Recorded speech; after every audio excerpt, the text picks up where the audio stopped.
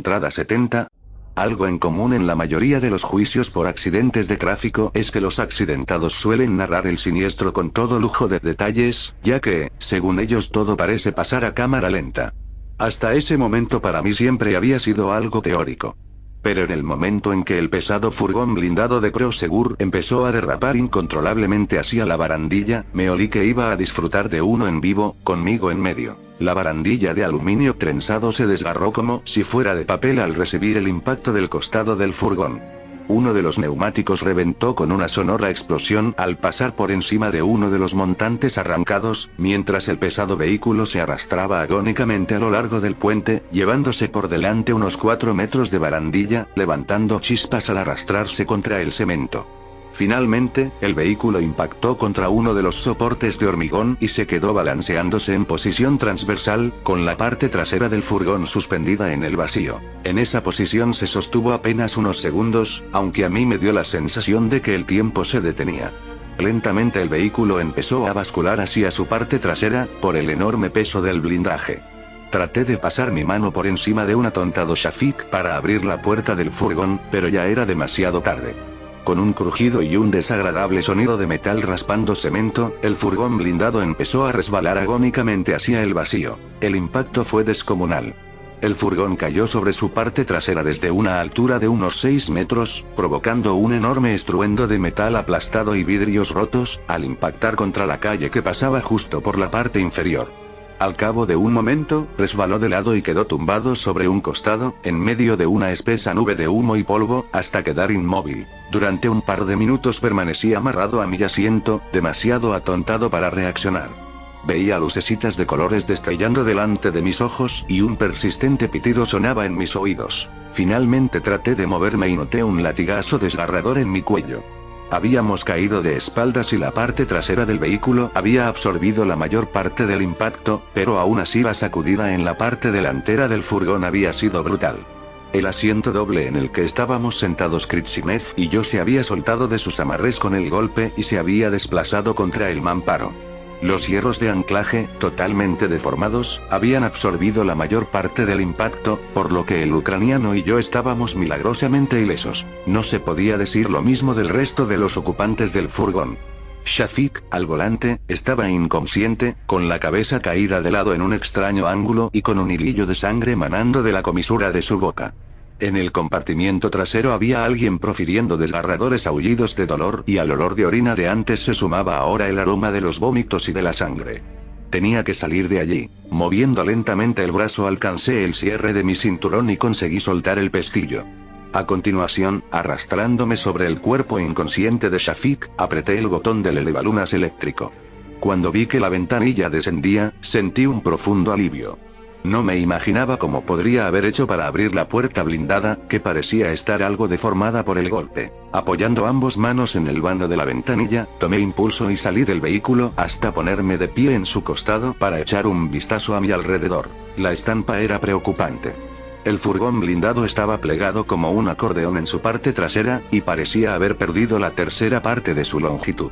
La rueda delantera derecha había desaparecido y un chorro de combustible goteaba por debajo del chasis, formando un charco cada vez mayor. Miré a mi alrededor. El vial en el que habíamos caído era independiente de aquel por donde veníamos circulando y no parecía tener conexión cercana con ningún otro. En ese momento estaba desierto, pero supuse que no tardaríamos mucho en tener compañía. Unas arenillas de grava cayeron justo a mi lado, produciendo un ruido audible contra la chapa del furgón. Levanté la mirada y pude ver a media docena de no muertos asomados al boquete que habíamos dejado a nuestro paso. Parecían sumamente confusos frente al hecho de que ahora estábamos a distinto nivel. De momento no saltaban, pero no sabía cuánto tiempo duraría esa situación. Había que darse prisa. Kritsinev estaba saliendo a rastras del furgón, con una mirada turbia en sus ojos y un profundo rasguño en su brazo derecho. Todo aquello era demasiado para un tipo de su edad y su condición física.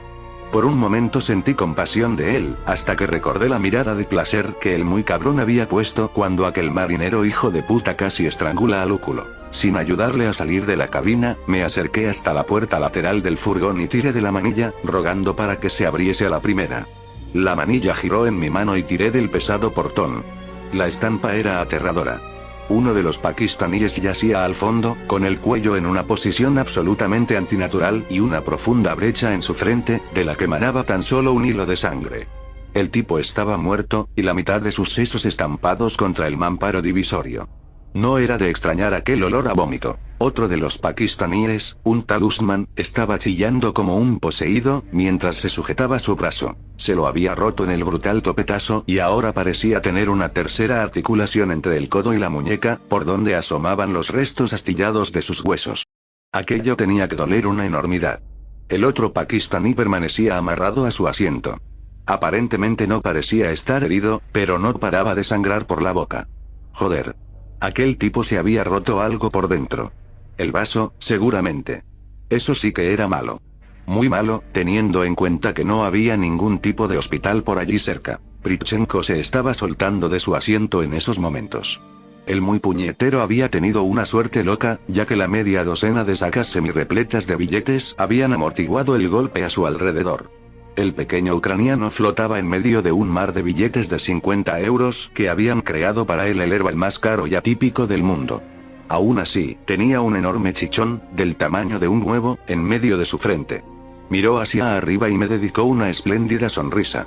Ahora sí que parecía un personaje de dibujos animados. No había tiempo para detenerse a contemplar el paisaje urbano. Ayudamos a salir a Usman y al otro pakistaní, Waqar, del compartimiento interior mientras Víctor salía por su cuenta y ayudaba a Shafiq, aún algo aturdido, a salir del asiento del conductor. Al cabo de un par de minutos empezábamos a caminar hacia el centro de la ciudad, con las mochilas a nuestras espaldas. Prichenko llevaba el haz del pakistaní muerto y yo el del Usman, el del brazo roto, pero solo como porteadores. Antes, habían tenido la precaución de sacarles los cargadores de munición, por gentileza de Pritzinev. La luz empezaba a irse y pronto aquello estaría atestado de no muertos, en cuanto encontrasen la manera de llegar a aquel vial. Al cabo de unos 10 minutos andando por el centro de la calzada de aquella ciudad fantasmal, resultó evidente que no podíamos seguir aquella noche. Waqar no paraba de sangrar por la boca y estaba cada vez más débil y el resto estábamos lo suficientemente cansados y molidos como para pedir un respiro.